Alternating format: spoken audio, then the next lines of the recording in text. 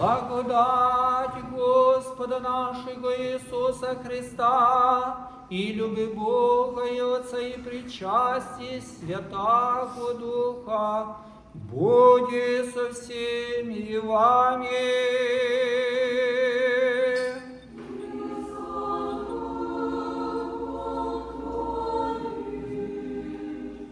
Горе имеем сердца.